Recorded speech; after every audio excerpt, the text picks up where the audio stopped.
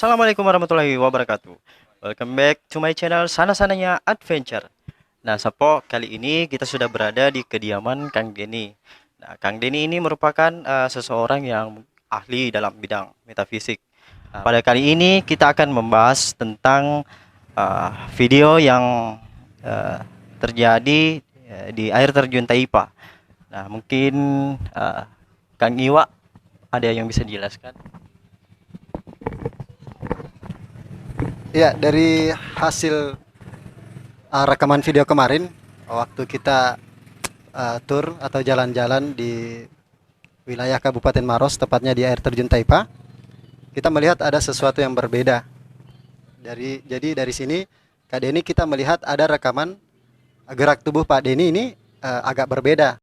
Kita lihat, dan itu juga disaksikan langsung oleh kameramen kita secara tidak sengaja, dan itu masuk dalam rekaman video kita. Dan di sini saya mau bertanya ke Kak Denny, apa yang dirasakan, apa yang terjadi sehingga Kak Denny di sini berubah sikap. Dalam artian uh, sepertinya ada benturan energi dari makhluk astral atau seperti apa? Ya, jadi mungkin di sini Pak Denny bisa jelaskan. Baik, terima kasih. Jadi, Assalamualaikum warahmatullahi wabarakatuh. Bismillahirrahmanirrahim. Ya, kami ucapkan terima kasih sebelumnya atas kunjungan rekan dari Sana-Sananya Adventure. Ya, Alhamdulillah, perjalanan kami menuju air terjun Taipa yang khususnya daerah Maros, Tompok Bulu. Menurut penglihatan kami, sewaktu kami hendak berjalan menuju air terjun itu, yang kami dapati ada suatu portal.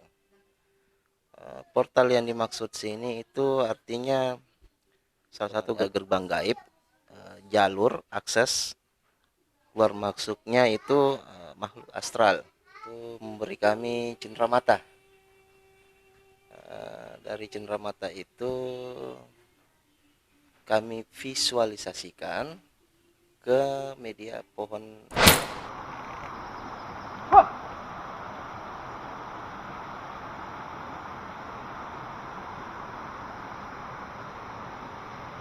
Air dulu, air. Air. Air. Di sana, Pak.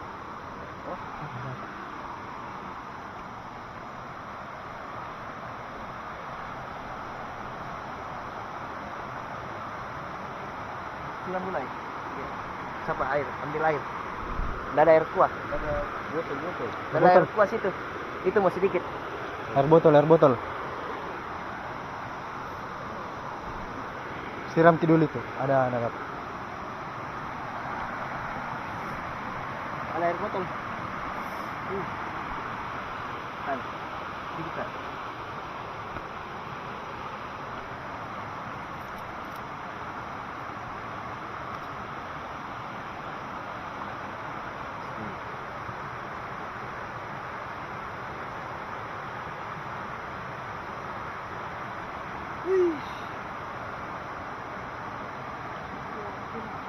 Jadi visual sudah didapatkan. Untuk adminnya saja.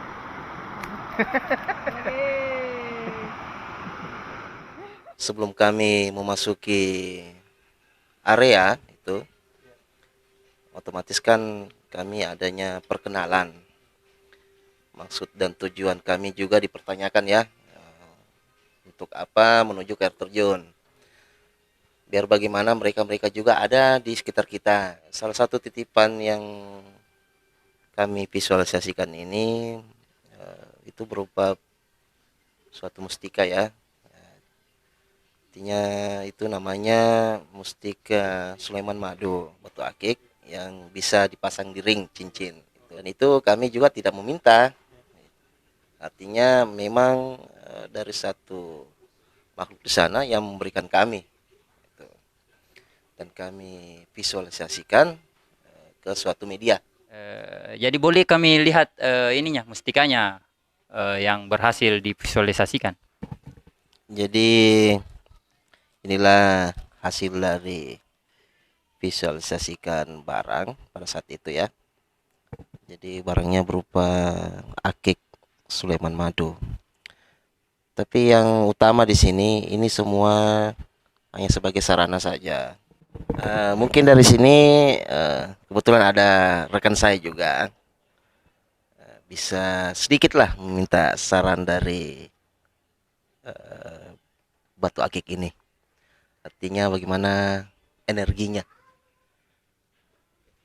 Mungkin saudara Ipul. Sempat saya seperti ini kan, bikin seperti ini, dia ini kayak agak berat. Terus dia kayak kalau seumpama kita pandang secara fokus, dia agak gerak-gerak. Jadi kalau seumpama kita lebih fokus lagi, dia kayak ada asap yang mau mengelilingi.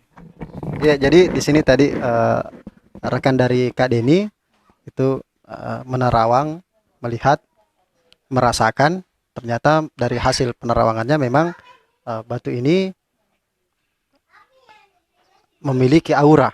Jadi ada aura karena di tangannya tadi merasa agak berat, jadi ada semacam aura-aura putih yang mengelilingi batu ini. Jadi pesan saya bagi teman-teman yang hendak rekreasi atau traveling ke air terjun Taipa, mari sama-sama kita menjaga kebersihan di air terjun tersebut.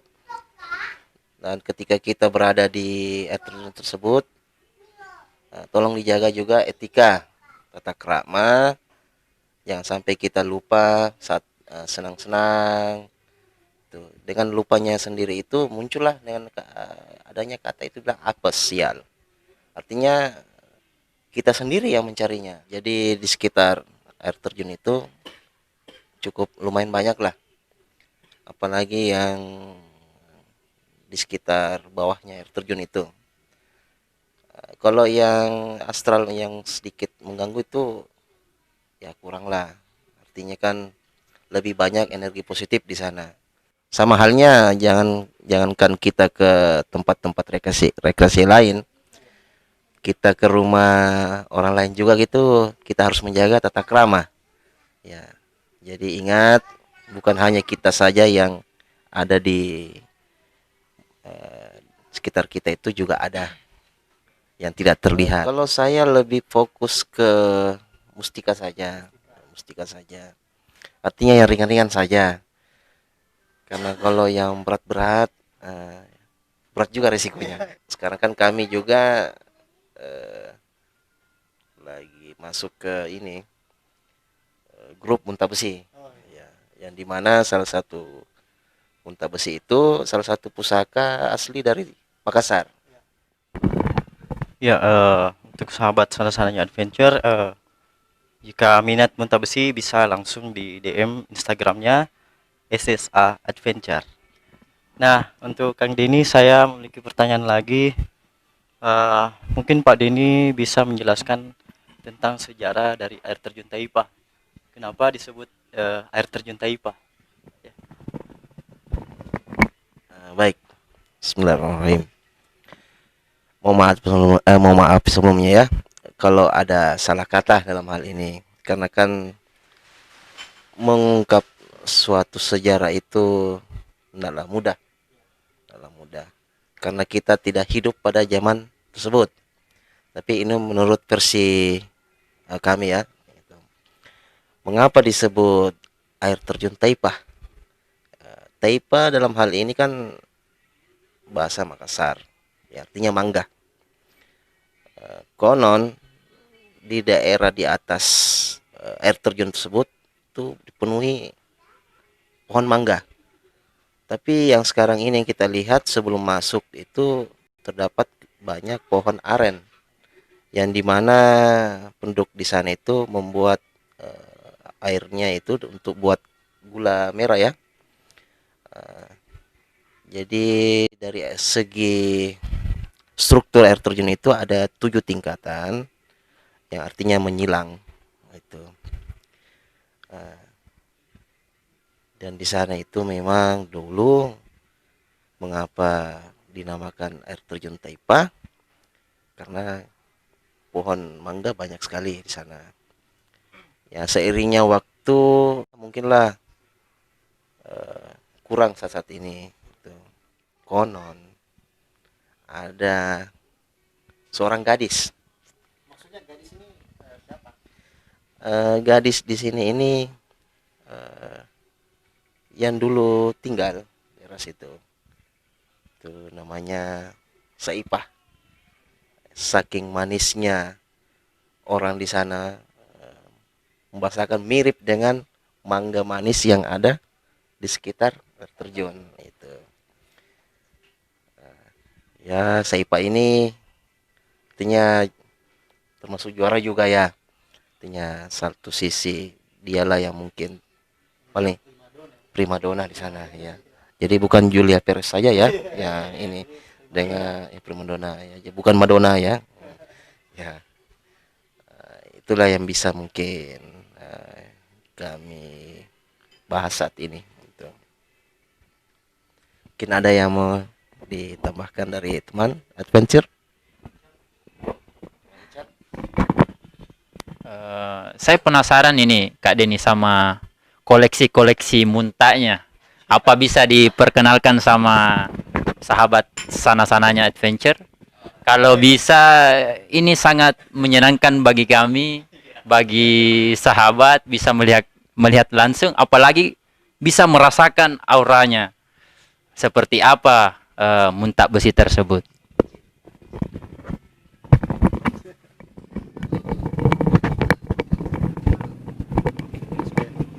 Ya, jadi malam ini benar-benar sangat spesial. Kami dari tim Sana-Sananya Adventure itu beruntung sekali ya bisa melihat koleksi-koleksi dari koleksi Kak Denny berupa muntah besi yang sangat banyak. Dan di sini juga sahabat Sana-Sananya Adventure juga bisa melihat melalui rekaman video ini. Koleksi dari muntah besinya ini dari daerah mana saja, Kak Denny? Dan mungkin bisa juga dijelaskan apa sih sebenarnya kegunaan dari muntah besi ini? Sejauh mana Kak Denny tahu soal muntah besi ini? Baik, bismillahirrahmanirrahim. Jadi seperti yang ada di depan saya ini, inilah muntah besi. Yang dimana cukup ini dulu lah yang diperlihatkan. Karena capek naik turun tangga. Muntah besi itu ada di daerah Tompok Bulu, khususnya di Maros, dan juga ada di daerah Goa. Jadi contohnya kayak gini, ini muntah besi jenis daging.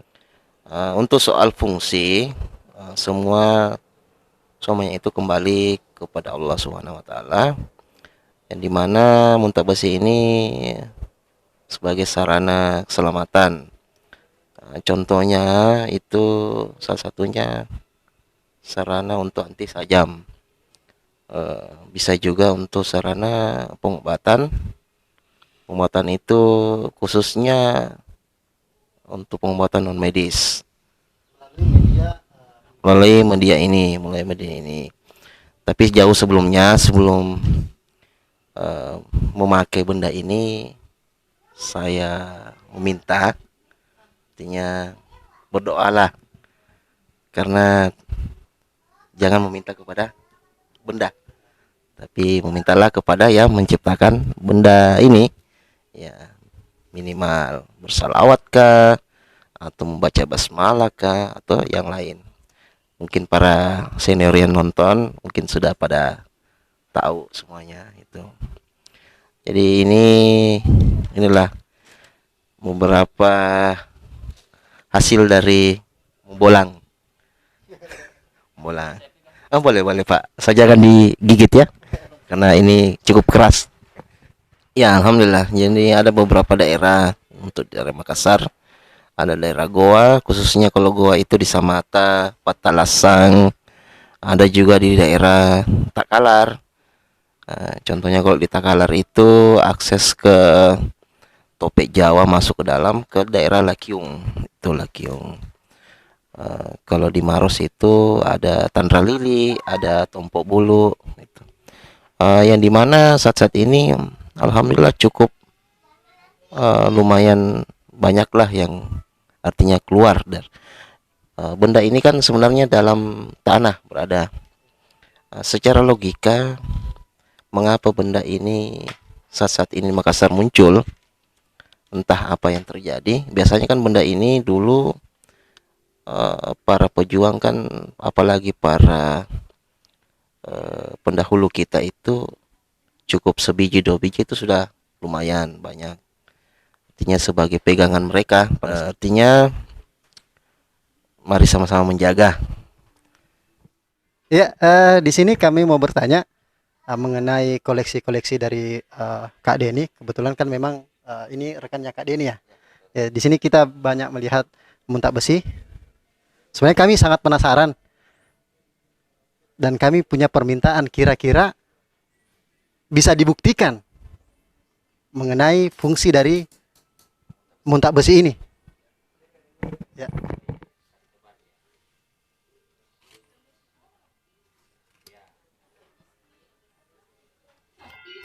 Ya.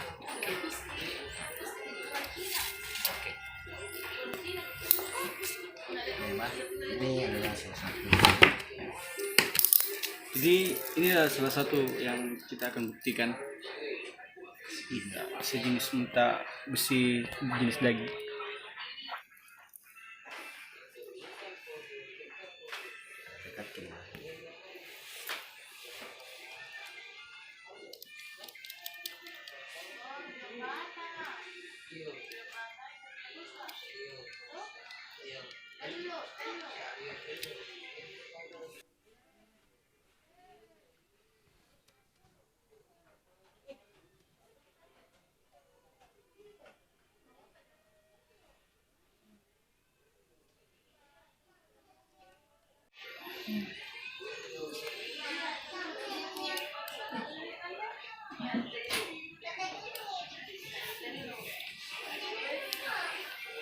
Jadi ini semua atas izin Allah Subhanahu wa Ta'ala.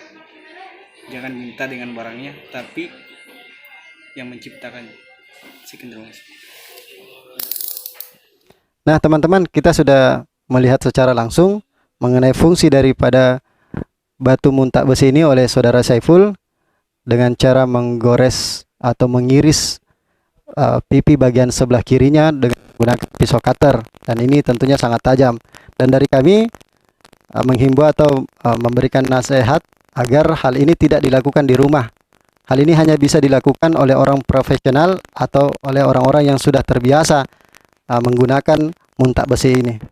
Oke, Sapo. Jadi kita sudah banyak berbincang bersama Kak Denny mengenai temuan kita di air terjun Taipa. Kemudian juga kita sudah melihat koleksi-koleksi dari Kak Denny berupa muntak besi ini dari berbagai daerah, dan ini sangat seru ya. Kami dari Sana-Sananya Adventure juga baru pertama kali melihat koleksi-koleksi dari Kak Denny ini. Jadi sekian dulu perjumpaan kita. Nantikan video-video berikutnya, dan jangan lupa untuk like, comment, and subscribe, dan jangan lupa untuk nyalakan lonceng notifikasinya untuk mendapatkan video-video terbaru dari kami. Sana-Sananya Adventure, adventure banget.